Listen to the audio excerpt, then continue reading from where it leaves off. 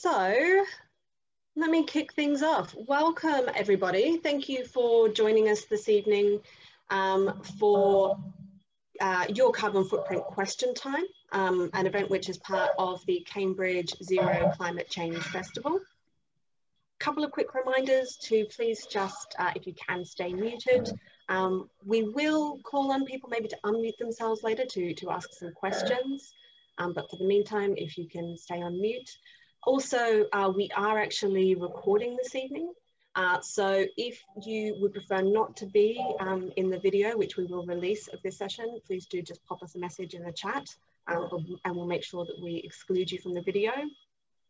And on that video, we will actually be sending out an email to all of the participants tomorrow. So everyone who's here or everyone who's booked, we will drop an email to you tomorrow, which will include the link to this video and also the chat from this evening's session as well. So you'll get all of those sent to you after tonight.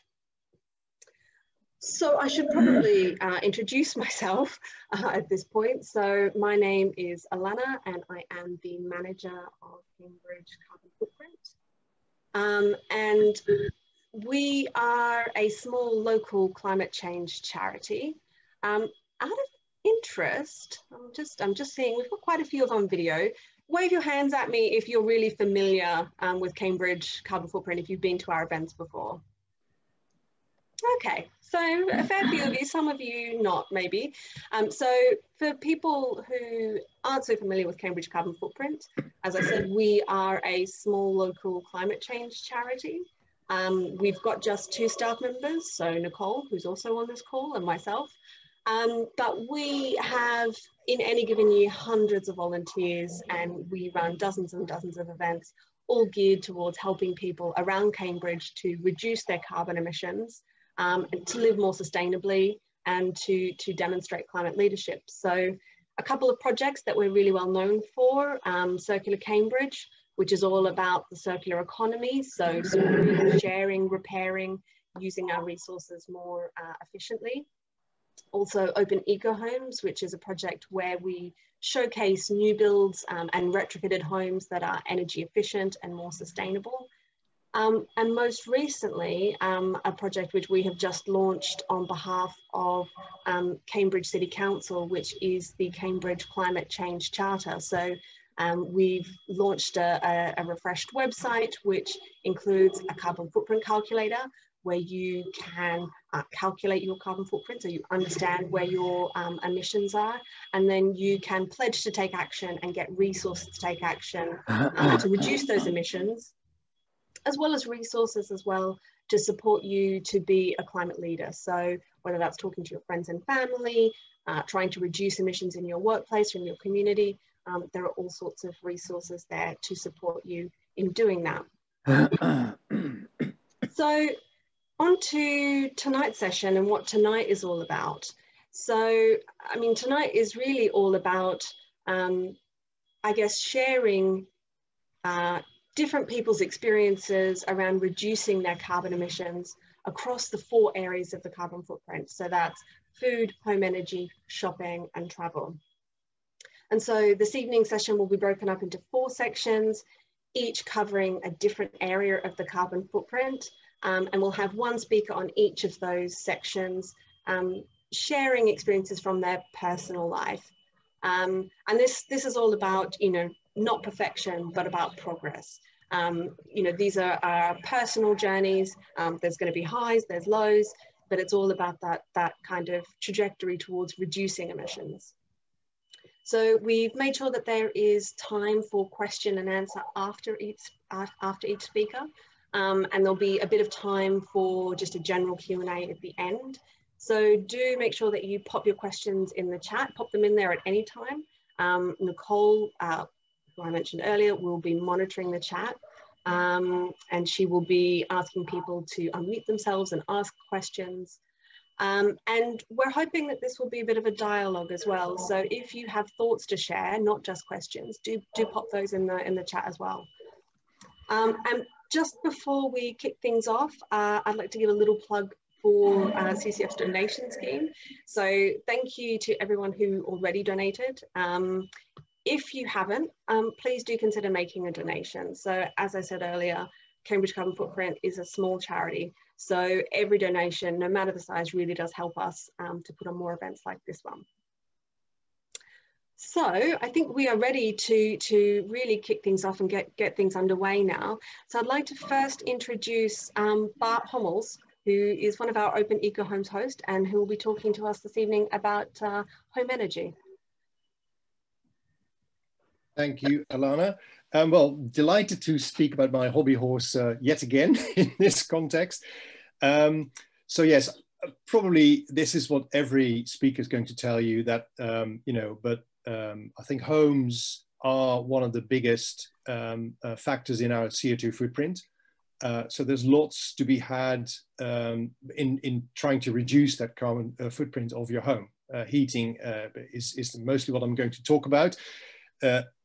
I mean, electricity usage for home appliances is multifaceted, and it's not so easy to it's a very individual thing. So I will be talking about homes, the energy consumption of homes, and that will be heating and hot water mostly.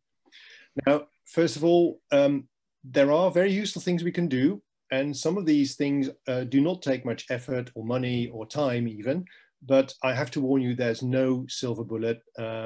It is again that big works, big changes to your building make the big savings. Nonetheless, I would like to sort of talk around a few pictures, which I'm going to try to share. There we go.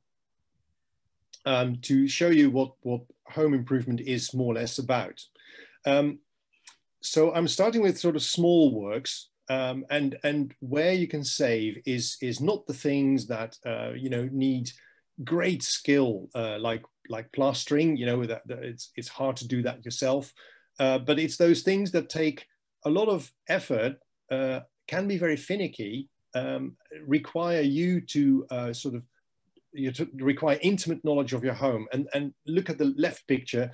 There's a lot of pipes there. Some of them are central heating, some of them are hot water, and lagging those pipes, you know, trying to get the insulation in, those gray sleeves around those tubes, that can make a massive difference in your hot water consumption.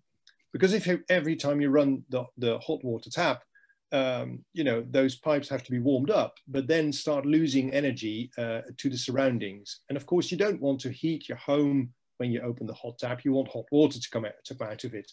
So then lagging these pipes with this very simple polystyrene insulation, you can pick it up at any sort of builder's merchant or DIY store for about £1 a meter. That already makes a difference. And you will notice that also in a sort of ease of use of your hot water. There's less of pipe lag. Once you've closed the tap and you open it again, half a minute later, there will still be hot water in the pipes, instead of you having to wait another few minutes until the thing is flushed through.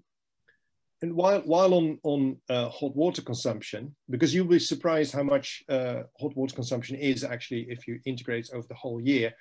If you still happen to have a hot water tank, for one reason or another, you haven't got a combi boiler, then the thing on the right, you see quite a big tank with a blue jacket, and that is a big money saver. These jackets can be, although the jacket shown here is specific to the tank, generic tank jackets can be picked up again at DIY stores for very little money.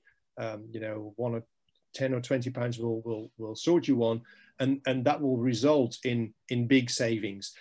And because it's you know, a hot water tank is generally at a high temperature, so it loses heat all the time, 24 hours a day, 7 days a week. You know, a £10 jacket could earn itself back basically in maybe 1 or 2 years even, depending on your hot water usage. So it's typically those jobs that you know, wouldn't require any sort of specialized tradesperson to come in, but are still require a little bit of work, where you can make your savings. But then again, things like loft insulation is another very good one. I'm showing 2 examples here because I was not completely clear about what I wanted to do. So you see at the bottom of the loft, between the joists and all the planks I put down, there's mineral wool. That is a thing you can top up very easily yourself, very low cost. And if you top it up to the required 200 to 300 millimeter, that will make instant savings. If you then want to go further, and this is where the DIY gets a bit more ambitious, you want to use your loft space, then you have to go to the lengths that are illustrated by those boards that are insulated, insulation boards tied between and under the rafters. Then you have to start worrying about many other things, and the job becomes a bit more intricate. And for those things, there's no time to explain these things now. I would gladly refer you to Open Eco Homes, where there's a huge amount of accumulated knowledge about what to do where, and people with experience on how exactly to do that. Going a bit more extreme, if you're looking at wall insulation, that is really, you cover the entire wall with external wall insulation in this case. External wall insulation is preferable over internal, for reasons I will not go into. But this is, again, a job that requires, part of this job requires lots of manpower. And that is sadly one of the reasons why it's never going to be ultra cheap. But there, if you are keen on doing things and you're keen on learning on the job, more and more firms are offering kits that would allow the homeowner to do loads of work before you call in the specialist renderer or the plasterer to give it a nice finish. Again, the homeowner's or occupant's time is basically free, so that's where you can make the big savings. You can do work yourself, and then already make quite a big savings. But of course, this is a big job, but it also will make big savings. Another thing is air leakage. Through another Open Eco Homes host, I borrowed his kit, and it's a big fan you can mount in a window, and that will tell you very quickly where the leaks are in your house. You can start draft proofing around your house at your leisure, because you've got that ventilator on, and that extracts air, a lot of air from your home, so you feel exactly where the cold air is coming in. That is a thing you can do yourself on a windy day. You don't need the fan per se. Go around your house with the back of your hand, write down where the leaks are, and you buy a few cartridges of sealant, and you start plugging those unwanted air leaks. I'm not saying you should do away with all ventilation, because we need it to stay healthy, have a healthy indoor climate. But this, just to wrap up, again, there's lots you can do. Insulation is mostly big undertakings, which also give big savings. An often overlooked thing is this air tightness thing, where you draft proof and you make your home as airtight as possible. But here I'm already straddling in the heavy duty DIY range, and before you know it, you stand there talking to other people that want to do the same thing. And this is actually where I want to stop talking about my work and let you ask the questions I would be hopefully capable of answering. We started off with one from Alana. Just Bart, how did you decide what to do first? If people have questions, just write them in the chat, and then unmute you. I'll call you up to unmute yourself. How did you start? It is a very good question, how to decide what to do first. I did it in the wrong order, at least some of it. It does pay off to think it through and sort of come up with a whole house plan. And this is already, again, well documented in Open Eco Home circles, to attack the problem, as it were. I mean, is there anything, I don't know that we've had any other questions yet, so I'll jump in with another. I mean, is there anything that you would do, before that you don't even need to worry about a plan, or like really the first thing is you should make a plan? I think making a plan is the best thing to do first. Because I did a few things I had to redo later, because I thought it was the right thing to do at the time, but then, you come around and you do it, and then 2 years later you think like, oh, I should have done that differently. So it does pay off to sit there in a drafty cold house for a few winters and think like, oh, get really annoyed, and then think like, oh, I really want to do something about it, and then come up with a plan and just execute that, to work towards the end of that plan. Okay, there's a couple of questions. Benedict, do you want to ask your question? And then Anna, do you want to ask your question after that? You on mute, Benedict? Hello. Yeah, no, I wanted to ask about Windows. And actually, I was wondering about simple solution like putting a film over Windows. Yeah, very good idea. I mean, I didn't go into all the practical details because that is really what Open Ecohomes is for. But, you know, yes, windows seals will go and that will let cold air in. And because the windows generally insulating worse than the wall, it will attract condensation. And that is the thing you really don't want. So yes, sealing up windows actually for winter is a good thing. There's also things like secondary glazing. Even, you know, modern PVC windows, well, modern, if you have PVC windows and they're a bit older, you could thinking about replacing the double glazed panels inside them. Old ones have aluminium spacers. So basically aluminium conducts heat around, you know, the glass panels from the outside to the inside. Unfortunately, modern panels have plastic spacers, so they insulate a lot better than the old ones. And then, of course, the final word is complete replacement, but that is a costly exercise. Thank you, Anna. But I was wanting to ask, like, would you recommend doing the whole house plan yourself, or maybe commissioning someone to help you? Because I kind of find everything seems quite technical, and it can be a bit overwhelming in like knowing where to start. Yes, it is very technical. It's a technical problem, basically, unfortunately. It also depends on your level of ambition. If you're willing to sort of learn about the problem, then going for something like current building regulations will for most houses mean a substantial upgrade, but nowhere near zero carbon, unfortunately. It does make you realize that houses that are being built currently need a retrofit to become zero carbon. So if you want to go for really high standards, which I got lured into, then I would advise to commission someone to do the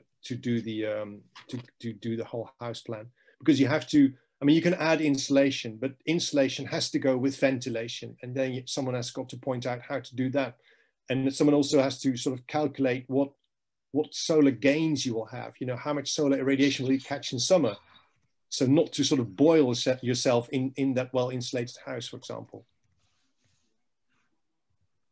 And would you like an architect, or like who would be the best person to approach for that? Yeah, that would be an architect. And if you go for high standards, I would recommend an architect that is well versed in passive house design.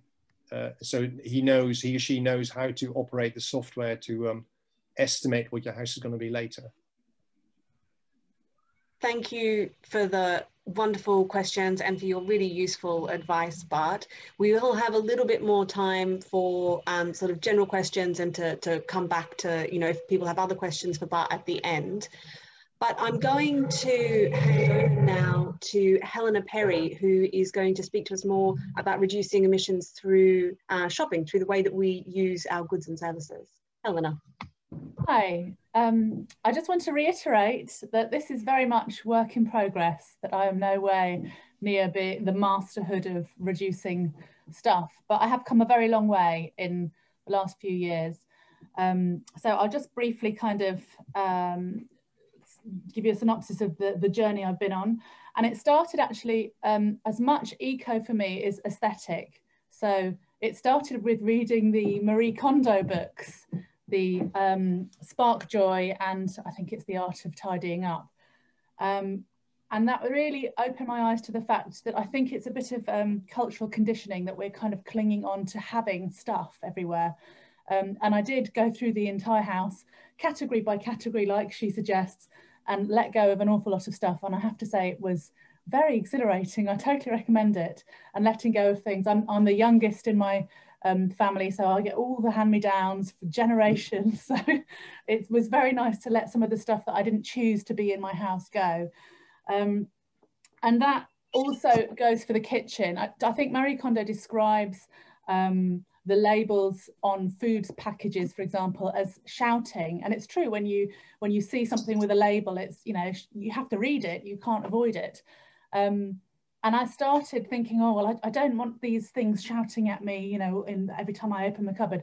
So I started putting them into glass jars and decanting them. And I thought, well, this package has literally just been, you know, from the shelf to here, straight to the bin. It's hardly done a job. So then I started trying to cut that package out of the loop by going to the zero waste shops, which we're very lucky here in Cambridge. We've got Daily Bread, Full Circle. Near us, we've got the Geographer, which does a few refills. And it is a bit of a balancing act with money. And also it depends very much where you go.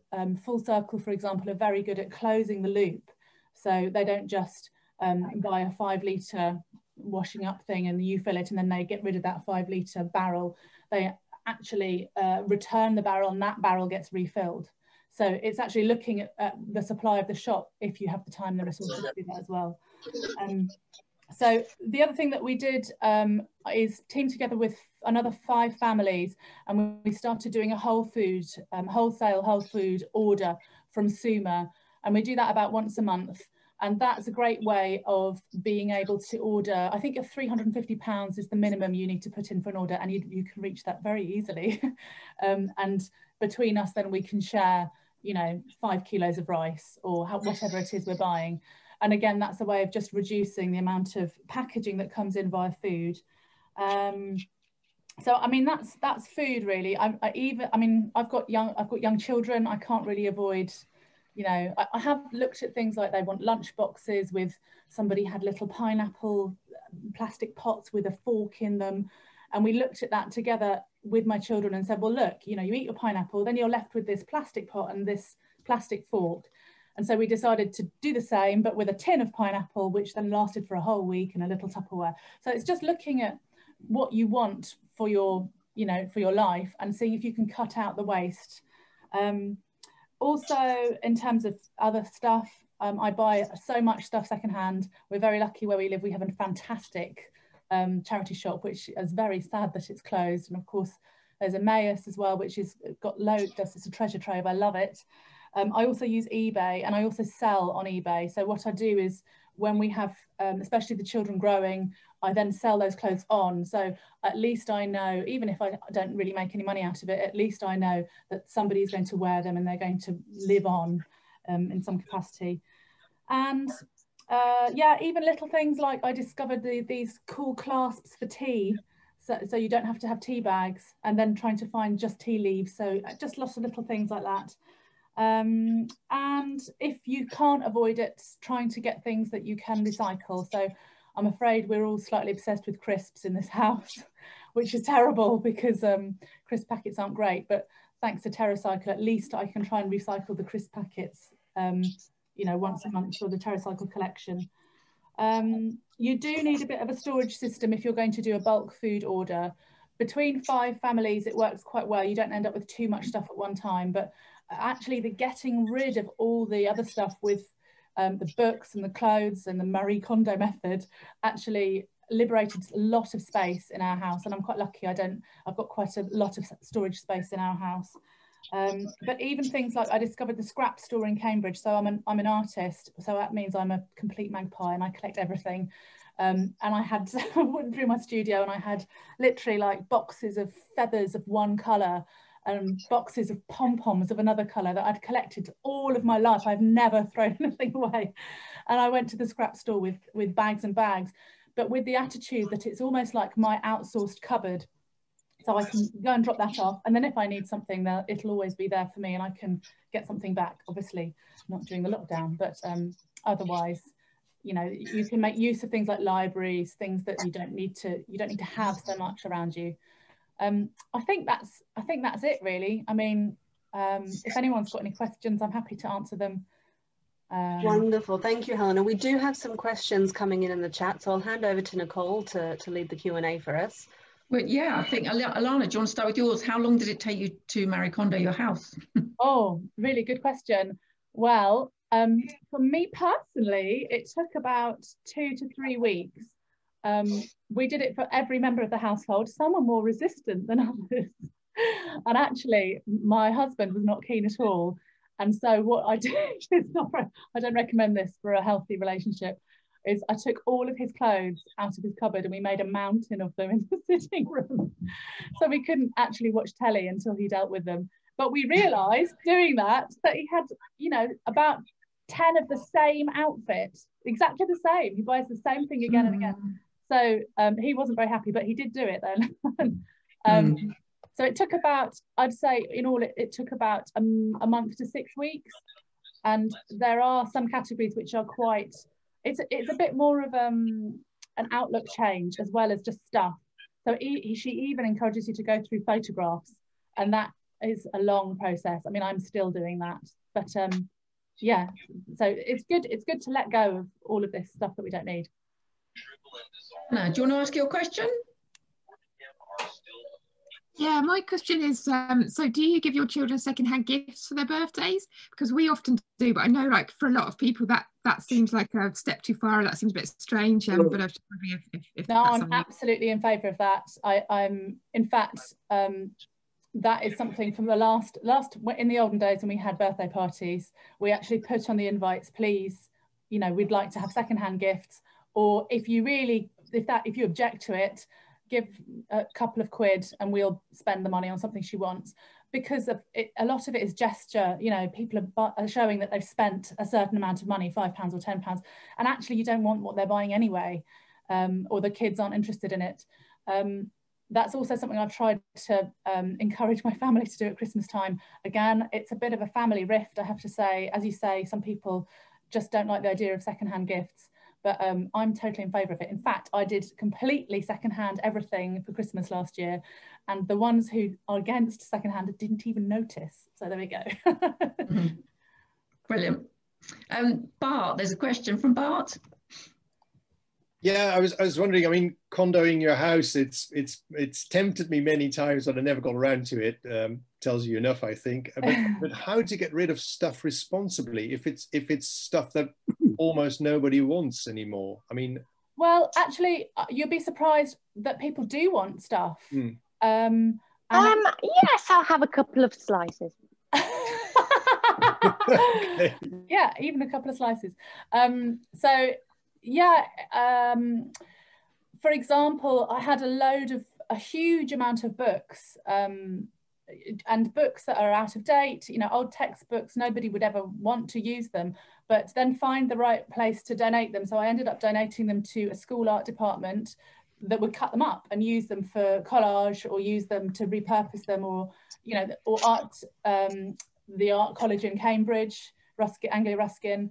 So that, or for example, we had loads of old pans, which again, you know, you couldn't resell them, you couldn't do anything with them, they were awful. But then the school had a mud kitchen, and so they used all the old stuff for the mud kitchen. So it's just about kind of seeing what they are and seeing how they can be useful, even if it's just for their raw materials. I think, Helena, we had a huge swish in Histon, didn't we? And that's a great way to get rid of unwanted clothes, really popular. Yeah, some very nice clothes as well. People were giving away lovely stuff. Yeah. Well, brilliant. Thank you so much, Helena. And thank you again for all of the questions, everybody. I'm going to hand over now to our third speaker, Anna, who you've already heard from, asking some good questions, who's going to talk to us about transport. Thanks, Alana. Hi, everyone. So I'm Anna, and I live in Chesterton with my family, and we often get around looking at something a bit like this. Hopefully you'll be able to see my screen. Can you see that okay? Yep. Excellent. So I'm going to be talking a bit today about why and how we live car-free. And I realise that's not an option for everyone, and that's fine. But I hope, like, whatever your circumstances, there'll be some like useful information, and yeah, ask me some questions at the end. So firstly, why do we live without a car? It's sort of why I assume everybody's here really, to reduce our carbon emissions. And like Bart said, this is one thing that often comes up quite high in terms of impact living car-free. So there's that reason.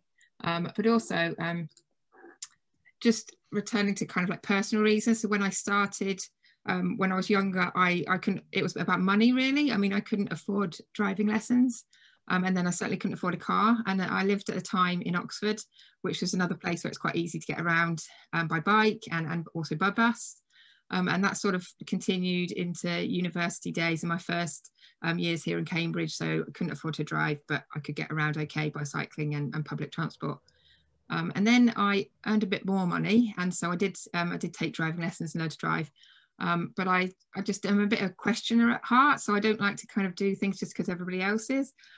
So the place I was working at the time, our office moved 8 miles outside of Cambridge, and my manager sort of said to me, "Oh, Anna, you won't be able to cycle to work now. You have to get a car." And I was kind of thinking, well, do I? And then we had our first child, my husband and I, and then second and third, and people were saying, "Oh, you've got a family now. You have to get a car." And we were kind of thinking, "Oh, do we? You know, why do we?"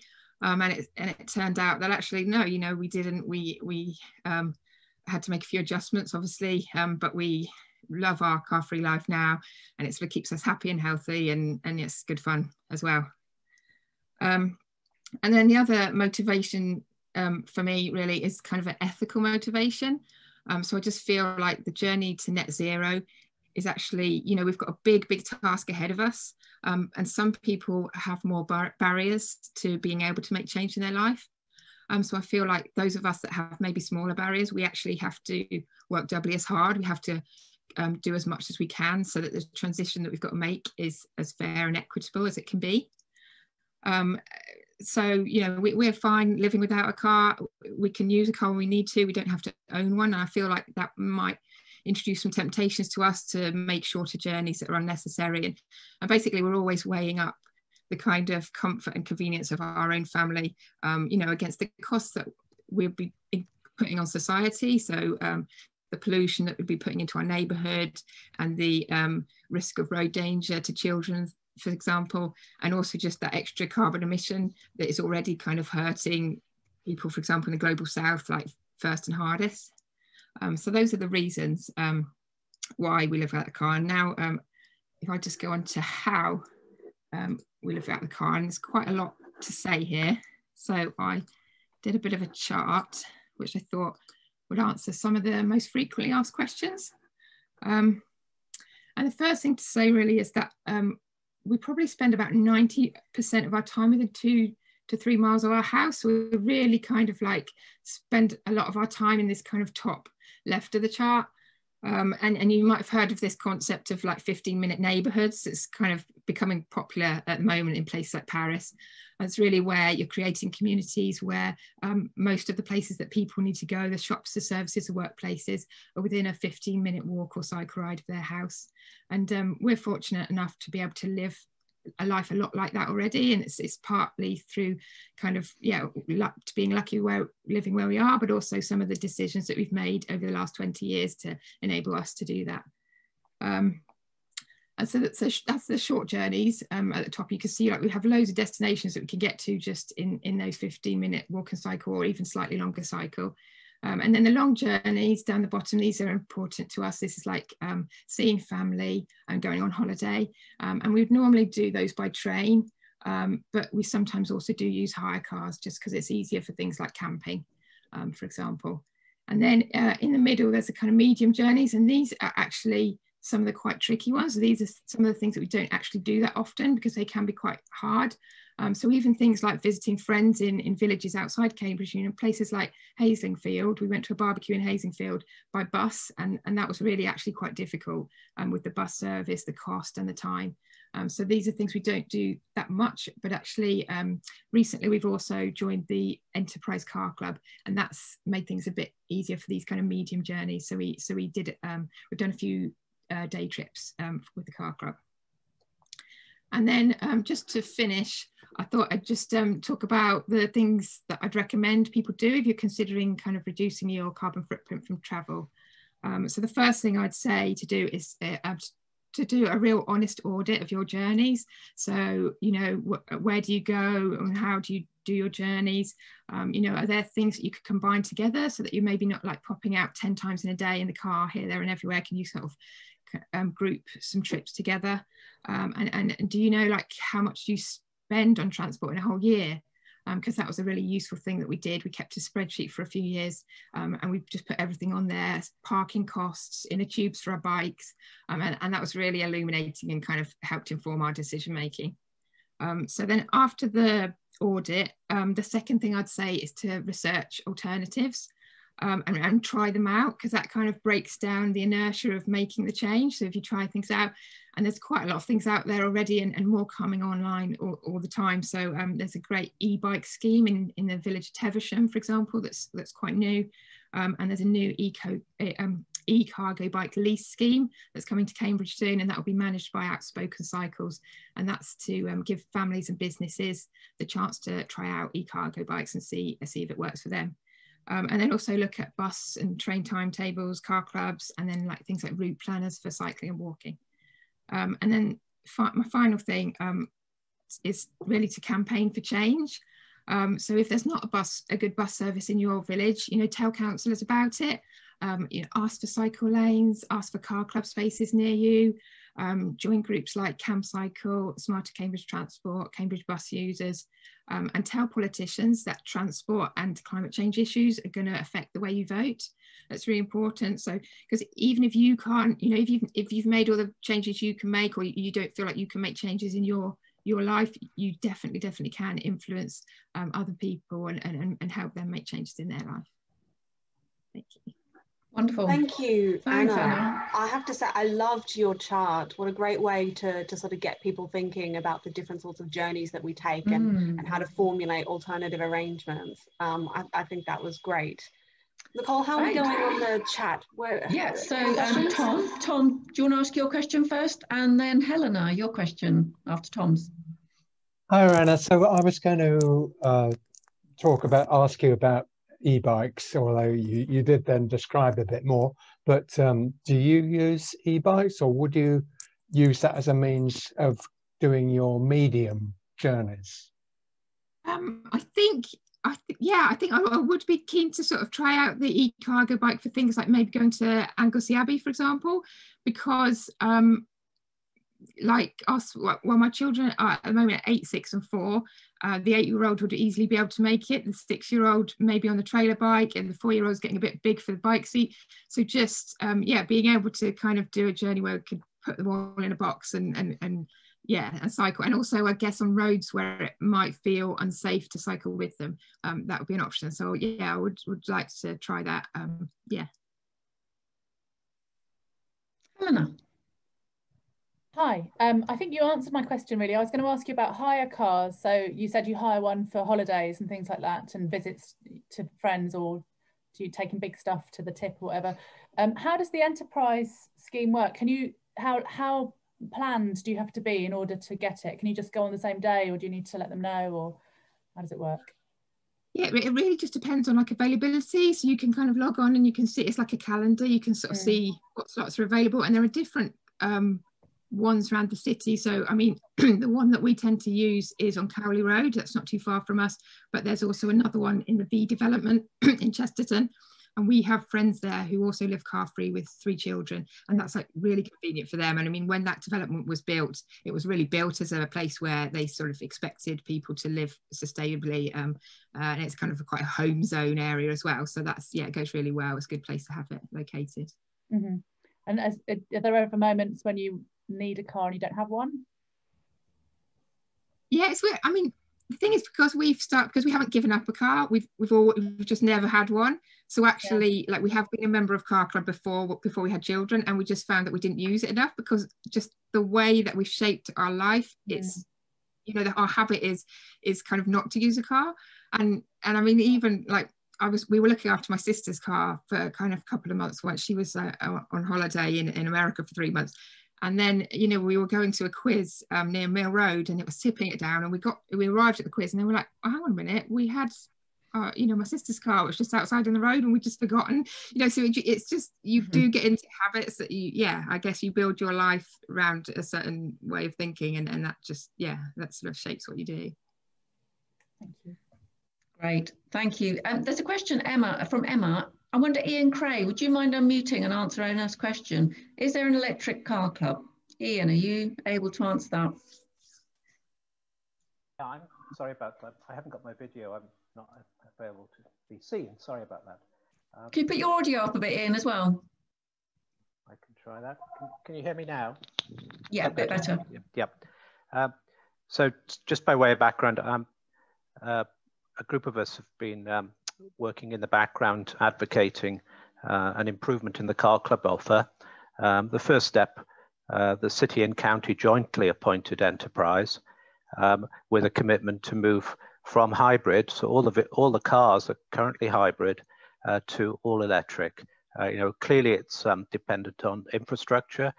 They've started that already by sharing the taxi charge points that are around the city. The city officers are absolutely committed to get this done, but you know, it's a question of how much community voice is being heard. So I would encourage you, if you feel the way forward is all electric, to express it in the first instance through your local councillor, and you know, that message will hopefully be passed on, and we can continue the momentum that's within the system. Great, thanks, Ian. Fantastic. So, yeah. I'm going to move us on. I will just very quickly say, I mean, pick up on one of the things that Anna said, which was about, you know, asking politicians for what we want. I mean, I think that's a really important concept. It's something that we think about it at Cambridge Carbon Footprint. I'll just mention that the City Council are currently running their consultation on their climate change strategy. So if you want to tell them what they want, they will actually be running a session on transport. Jump on the City Council website and have a look at the dates for their consultation, and you can speak to them directly and tell them what it is that you're looking for in regards to transport and other areas in terms of reducing carbon emissions. And now we're going to move on to our final speaker, actually a councillor herself, Deputy Mayor Alex Collis. Hello. Sorry that I wasn't able to join you earlier. I had a work commitment that overran. But yes, please do join the consultations on the climate charter. And sort of relevant to what I'm going to be talking about, I think it's important to tell us your feelings on food sustainability as well, because that needs to be embedded in sort of every level of the work that we're doing, so the climate charter and the local plan particularly. So, and one of my other roles is as the lead councillor for sustainable food, so I sort of look after our strategy there. I am going to talk a bit about a personal journey that I went on. I was checking the diary, the calendar, and it was 3 years ago, just gone 3 years ago, that I made the choice to eat a mostly plant-based diet.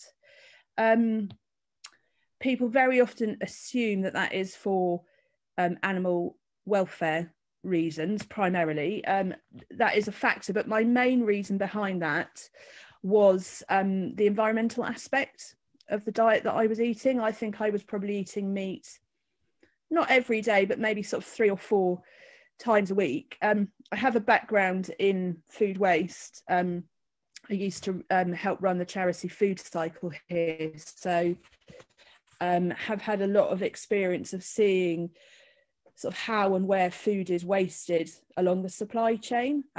So really my main impetus for switching to a plant-based diet was the environmental aspects and the sustainability of the food that I was eating. I was just reading earlier today that if switching to a plant-based diet, I did notice it, I think was it on Anna's, I think it was on one of Anna's first slides, can have a major impact in reducing your carbon footprint. And I was reading this morning that not eating meat has recently been calculated to reduce your footprint by 73%. So that was the reason behind doing that. It became clear that there were lots of sort of other issues involved in that as well. One of the things, as I've said, I'm particularly interested in is the sustainability of food, and food that is produced out of season and travels a huge number of miles and is then wasted is one of the most frustrating things to see. There's a couple of examples from my time at Food Cycle. I went to Sainsbury's, the one on Sydney Street in town.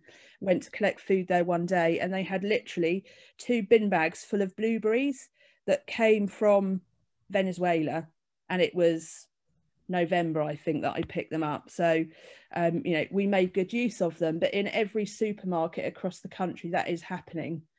And there was one Christmas when we were making Christmas dinner for our guests. It was on Christmas Eve, and the way, if anybody doesn't know how Food Cycle works, you take food that is going to be thrown away by supermarkets and you make it into free meals. Those are always plant-based. There's never any meat in them. And you kind of have to work with what you pick up on the day. What we picked up on the day, we thought we'd make something nice and Christmassy for lunch. And what we ended up making was strawberry cheesecake, because we picked up huge crates full of strawberries in December, which, you know, of course, tasted of very little.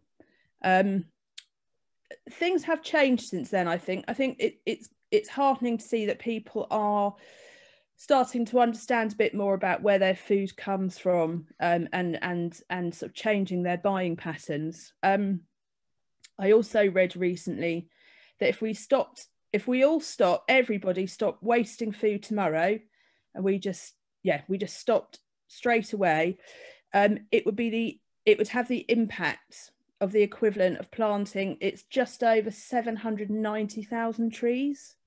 So, you know, food waste has a huge impact on the environment. We're still wasting, despite the changes, 1/3 of all edible food produced, which, you know, is just not good enough. So switching to a plant-based diet for me went hand in hand with reducing the food waste that I produced. You know, even after all those years at Food Cycle, I'm certainly not perfect in letting things go off in the fridge. So I was sort of very careful about how much I bought, where I bought it. I tried to focus on buying sort of local, more seasonal produce. And I sort of measured, it was over the first year, I measured the reduction in my own food waste through switching to this diet. And I've calculated it was about 80% less food that I was wasting. You know, it really did make a massive personal difference. I'm going to show you some pictures in a moment, at the risk of making anyone hungry, but just of sort of the things that I've made and the stories behind them. But just to mention the City Council again, we do have a sustainable food policy. It was Oscar Gillespie that put that through full council about 4 years ago. And we are trying to build in more sustainable processes in what we do. So like food procurement, for example, I've asked that everything we buy buy in, say for an event, is locally sourced and bought from a local producer. Of course, we're not doing any of those things at the moment. Let me just share my screen and I'll talk you through some of these things. Right, can you all see that? I'm just going to tell you, sorry, I'm just going to jump in and say you've got maybe 1 or 2 more minutes, and then we should probably turn over to Q&A. But please go ahead. Okie dokie, that's fine.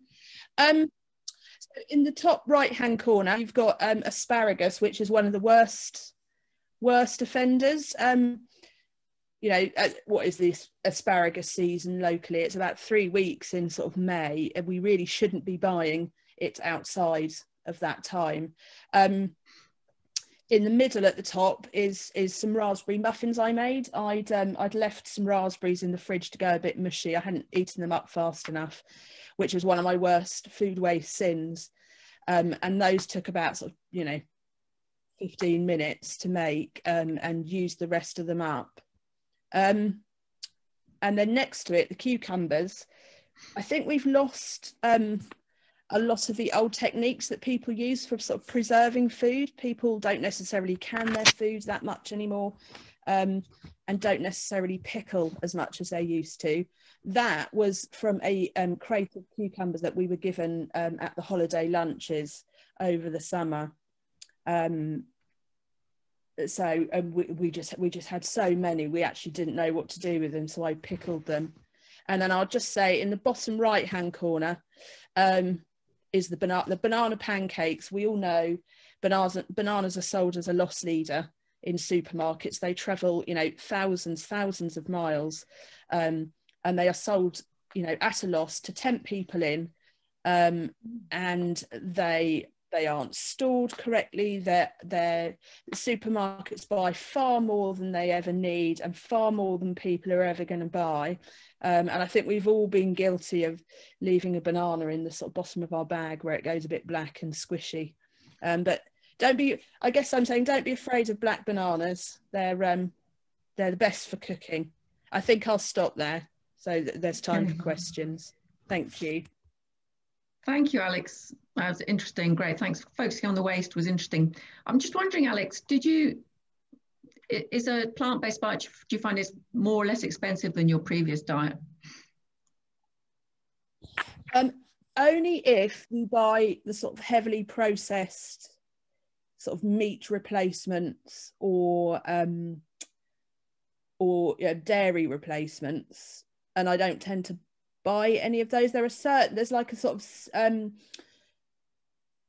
certain staples that I keep in the larder which might be a bit more expensive. So something like maple syrup, for example, is more expensive than value honey. So there's a bit of an investment, I think, at the beginning, but once you have that, then it does actually work out, sort of on average it works out cheaper. Yeah, it's certainly not more expensive. No. Okay, lovely. Anna, you do need to have time, though, I should say. If you find it takes more time. It can do, yeah, unless you're very organised and sort of batch cook things. But yeah. Okay. Anna. Hi, Alex. What would you recommend for like kids' packed lunches, like sandwich fillings? Because ours eat too much cheese and we can't give them, it's a nut-free school, so we can't give them peanut butter or almond butter or anything like that. So what kind of like imaginative ideas can we use for school lunches? Hummus is always really good. Hummus, and then sort of cut up any vegetables that you have left in the fridge. You know, it doesn't have to be sandwiches. Quite often, in fact, on Monday, my tomorrow is going to be spent making beetroot hummus out of a crate of spare beetroot that we have at the food hub. If they do want sandwiches, have you ever tried chickpea tuna? No, but sounds really nice. No, it's really nice. I'll find a recipe and send it to you. But you basically chop up the chickpeas, so like you get the textural thing that tuna has, and you mix it with some herbs. So that can be whatever, you have. Like a little bit of onion, red onion if you have it, any kind of onion if you don't, and that works just as well. You're right though, cheese and the dairy industry is probably one of the worst offenders. One last question, I think. Helena, did you want to ask about meal planning? Sorry, yeah. I just realised, I'm glad I didn't say it because I didn't want to tread on your toes, Alex, but one of the things that has been a complete game changer in terms of waste for us, especially with doing this SUMA order and buying what we need rather than having, too much stuff, has been meal planning. I wondered if you do that as well. It's a bit, it's not very spontaneous, but I literally sit down once a week and plan all of our dinners, and then we do an order from Les Ward, the grocer. So that all just comes in a box that they take away with no packaging at all. And they deliver free around the city, I think. And I really, the other thing that makes a difference, and we can do this because we have a big garden, is that we've got chickens. So any waste goes to the chickens, who obviously give us eggs, which isn't great for a vegan diet, but it just has made a huge difference. I wonder if it's something that you do, or do you have to just deal with what comes in? I do sometimes do that. I tend to prefer the style of cooking where I just use what I have. So I look and see what is reduced, or I look and see, you know, what I have a balcony garden, so I look and see what's there. So I tend to cook that way round. So I look at what I've got and make a recipe up from that.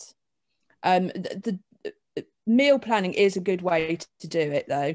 And I'm lucky in a way because it's only me that I have to worry about. So I think if you're trying to feed, you know, a decent sized family, I think meal planning probably is the way to go. But like you say, to get, you know, to only buy what you need, and to get that delivered in. You know, what is fatal is strolling around a supermarket and you'll pick up all sorts of things that you really don't need. It's just, you know, they just want you to buy them. And things like, there are all sorts of things, you know, you can get creative with that you wouldn't think you would eat. Like the newest one that my brother-in-law told me about is tomato leaf pasta. So when you take all your, well, it's a bit late now, but next time you have all the green tomatoes at the end of the summer, when because this, you know, when it hasn't been sunny enough to ripen them all, don't throw away the leaves either. If you chop that up really finely and blanch it slightly, you can put that in your pasta and it's delicious. The pasta just tastes of tomatoes. Cool. Thank you, everyone. And thank you for the great question, Helena. I found it really interesting sort of listening to, you know, obviously we've had quite different topics, you know, food, shopping, home energy, transport. But it seems like there's been a bit of a theme around them of, you know, sort of planning. So, you know, talking about sort of auditing where you need to travel, you know, Marie Kondoing your house. You know, Bart was talking at the top about, you know, doing a whole house audit. And, you know, now, you know, Alex mentioned in there about sort of one thing being quite key was measuring her food waste and then thinking about what to buy and where to buy. And Helena mentioning, you know, sort of planning out a weekly meal. So interesting that, you know, there's been a thread of needing to, I guess, really think about our lives and, you know, what we can do and you know, being quite thoughtful in response to that. I think that's something which I will take away from tonight's session. Yeah, are our speakers happy to maybe stick around afterwards if there are any more questions? Maybe just for a couple of minutes, 5 to 10 minutes. Okay. I think if there may be time for a few more questions, so I'll wrap things up now. I've got a couple of things to plug. If you are interested in reducing your energy emissions in the home, thinking about your energy use, I'd really recommend, as Bart said, dropping by the Open Eco Homes website, which Tom linked to in the chat, and maybe joining one of our upcoming thermal imaging training sessions. We're running them 1 a month online. And if you come along, you will learn all about thermal imaging. It's basically a great way to see where your home is leaking heat. And if you come along to one of our training sessions, you'll learn how to use a camera, learn how to understand the images.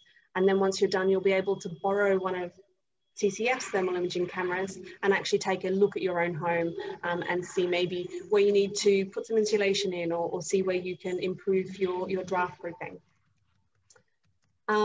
Or if you are involved in running a business, or you would maybe like to find out more about how businesses can reduce emissions, I would say keep an eye on CCF's social media. We will be announcing dates and times for an event run by the Cambridge Climate Change Charter on how businesses can reduce emissions. And of course, on the Charter, if you haven't already, do take a look at the Charter website, calculate your carbon footprint, maybe understand where your emissions are coming from, and then create a plan for change. So that's what the Charter is all about, really, is about calculating your carbon footprint and making an action plan for change. So take a look at the Charter website, and I'll pop some links in the chat in just a moment. And once again, I would just say that, you know, if you have found this evening's session useful, please do consider making a donation to help us run more events like this one. And while you're there, maybe sign up for our newsletter as well so that you find out about those events. Finally, just some thanks. Firstly, to the City Council who initiated and funded the Cambridge Climate Change Charter. To our speakers who did a great job of sharing what they have been doing, their personal stories, and giving some tips for us all about how we might like to make some changes maybe in those areas ourselves. Thanks to Nicole, who did a great job of monitoring the chat and getting you all to share your wonderful questions. And on that note, thank you everyone for participating this evening, for asking great questions. I really got a lot out of the session, so I hope you all enjoyed it as much as I did. So I think we have time for a few more questions. I don't know if there have been more questions in the meantime, Nicole. No, but I think if people don't want to stay, then they can leave now. But for those left, you can just unmute yourself and ask questions, I think, for the last 10 minutes. Let's see if that works. Has anyone got one they'd like to, and address the question to whoever you'd like to? Just while we wait for questions, Alana, can I underline the thing you just said about people assessing what they use? One thing I completely forgot to mention is to measure things. You know, if it is home consumption or waste, or you know, your food waste or whatever else, you have to measure. Otherwise, you don't know what you're doing. Yeah, I mean, that's one of the reasons why we built the new calculator, I guess, was we, you know, at CCF, we thought that it was important to help people understand where they are first and foremost, and then, you know, make a plan for change. So I thought it was really interesting that, you know, without sort of collaborating, each of the speakers in their own different ways, you know, sort of hit on that as a theme.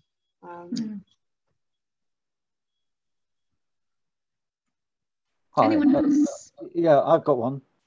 Alana. Go, Terry. Yeah. Yeah, I just dropped a link into chat. It's the first time I've used this system for dropping links into. Can you see if it works okay? No, I've just seen it. I'm afraid that that hasn't worked. I think you can share a file. I think you've linked us to a file, or you've linked me to a file which is on your desktop. No. So there is an option in the file, in the chat. There's a little file button if you want to upload a file to share. I've gone through that process. It uploaded to, where is it uploaded to? Drive. It's uploaded to Google Drive via Zoom. Maybe yes, it hasn't come through that way to me. No, I can't see it. You got a question you want to ask, Harry?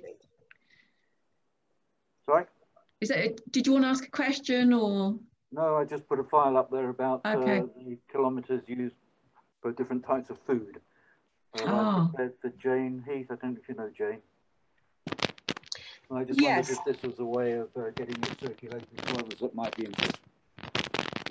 Maybe if there's a website link that you could put in the chat, that might work. Any more questions to anyone? Home energy, consumption, food. I wanted to. It's not well, it is a question, but I wondered if Alex or anybody has read the book by Barbara Kingsolver, Animal Vegetable Miracle.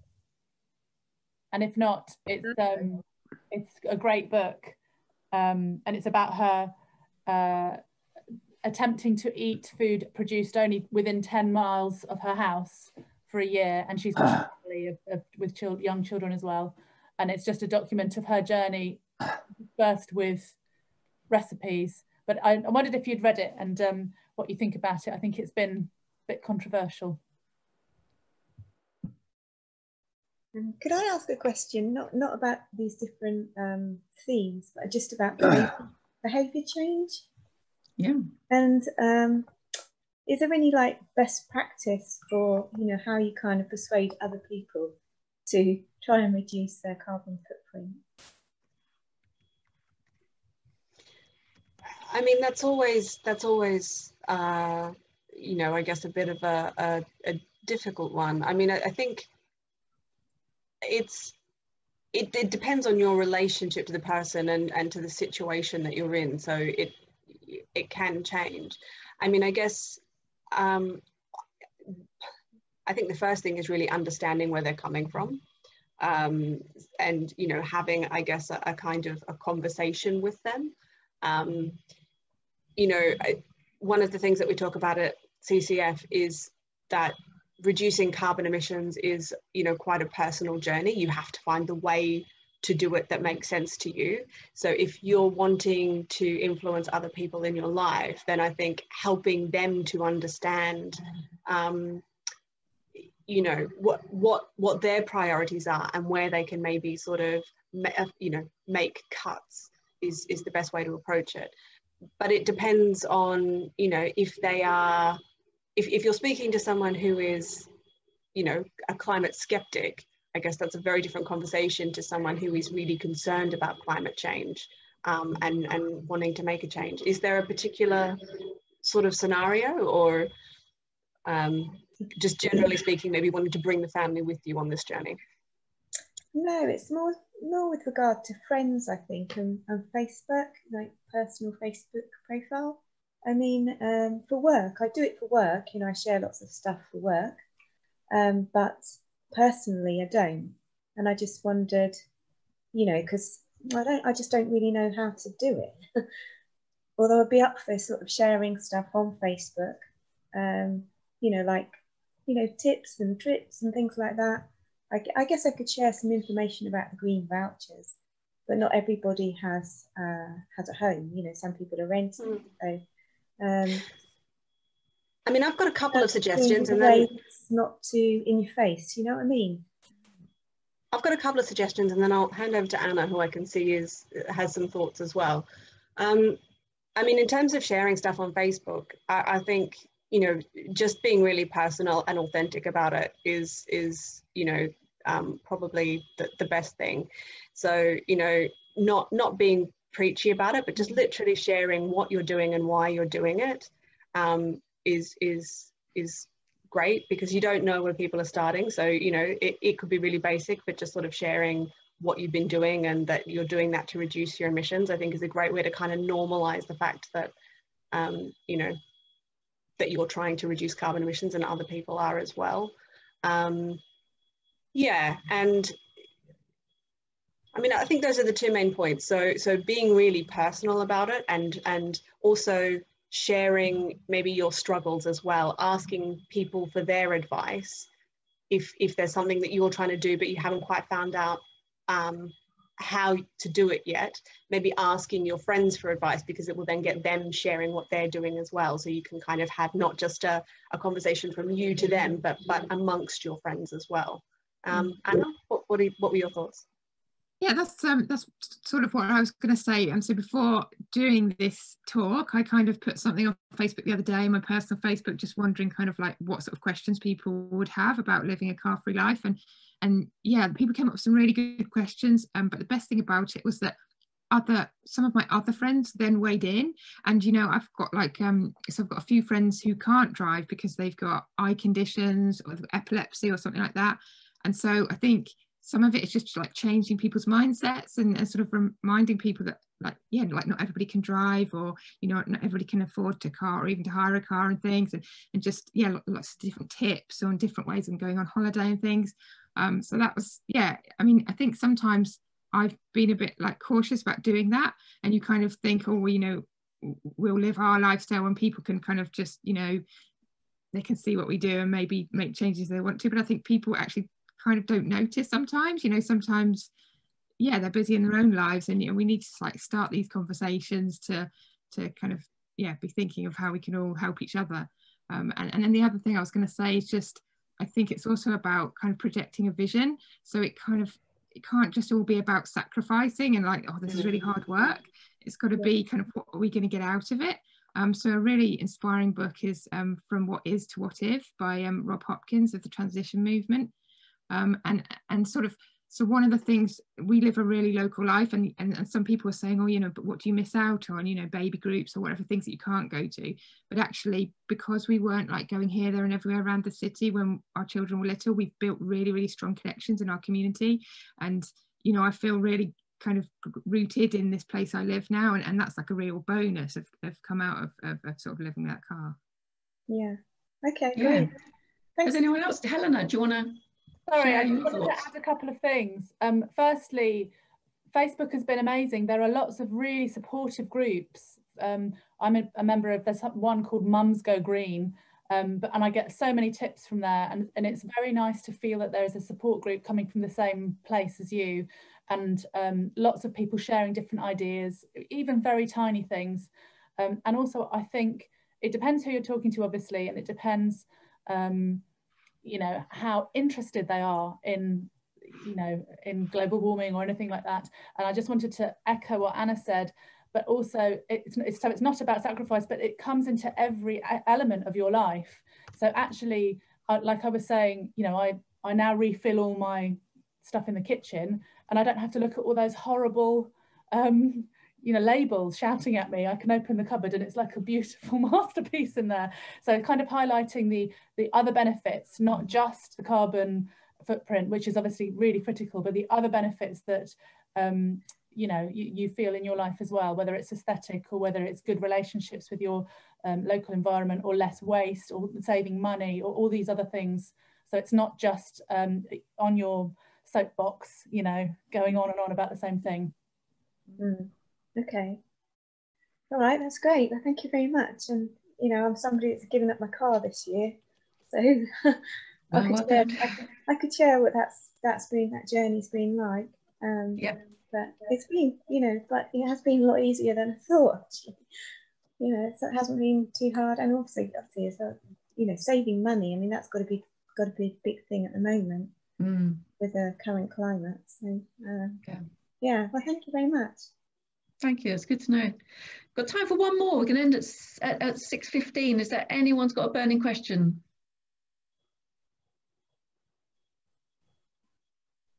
No. I don't have a question, but if anyone out there is interested in sort of Marie Kondoing their wardrobe, I would really recommend. I've been watching some videos by a Swedish woman called Jenny Mustard, and she's got some great videos on how to understand the shape of your body and how to start to think about dressing dressing for your body type, which I found really useful. I've done a great clean out of my wardrobe, sort of finally understanding why it is that some things really I love and some things I really hate, because now I understand what they're doing when I put them on. So highly recommend, if you're stuck on kind of Marie Kondo in your wardrobe, either having a look at Jenny Mustard or generally just, thinking about the clothes that really work for you and why. Again, coming back to that sort of planning approach that we've been talking about. Okay. So if that's it for the questions, again, let me just say thank you to all of our speakers. Thank you to all of our wonderful question askers. I hope you enjoyed this evening's session, and thank you very much for joining us. Bye-bye.